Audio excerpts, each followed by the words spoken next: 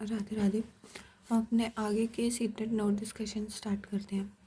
तो पहला क्वेश्चन है कि एक बच्चा है जो कि उसे फ़ोन नंबर याद करने में दिक्कत हो रही थी।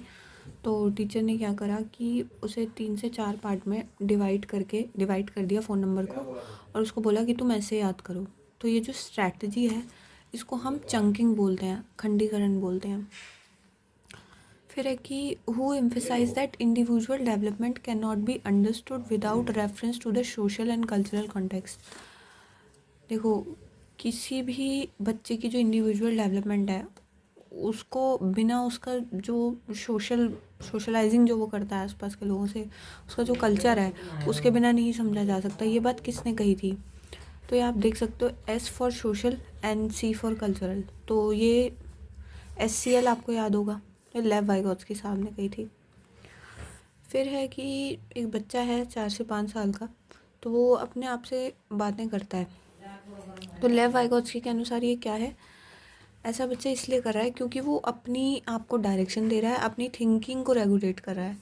इसमें ईगो सेंट्रिज्म की कोई बात नहीं है, ना इससे उसकी कोई कॉग्निटिव डेवलपमेंट पे कोई असर पड़ रहा है, ना उसकी सोशल डेवलपमेंट में। वो जस्ट सिंपली खुद से बातें कर रहा है। खुद से बातें करके वो अपनी थिंकिंग को रेगुलेट कर रहा है। नेक्स्ट है कि Chunni struggles with the addition of 3 digit numbers on his own but is able to do so with support from the teacher.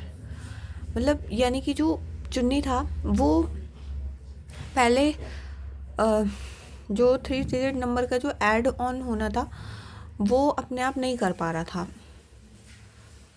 पर जब उसे टीचर का सपोर्ट मिला तो अब वो कर पा रहा है।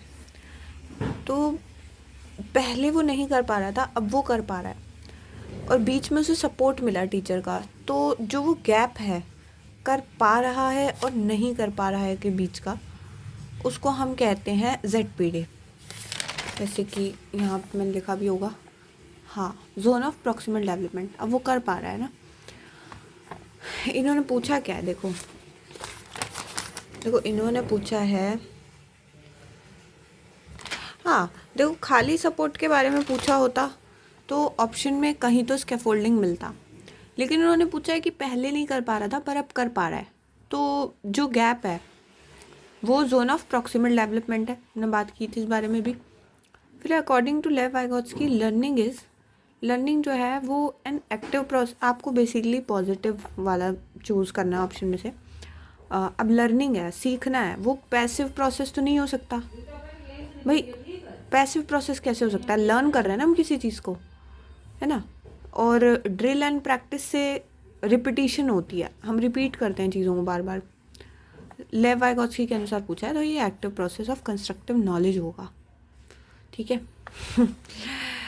याद कर लेना, an active process of constructing knowledge.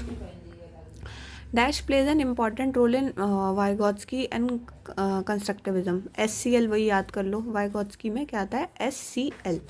तो यहाँ पे लैंग्वेज आ गया, है ना, लैंग्वेज वाला आंसर मिल गया आपको।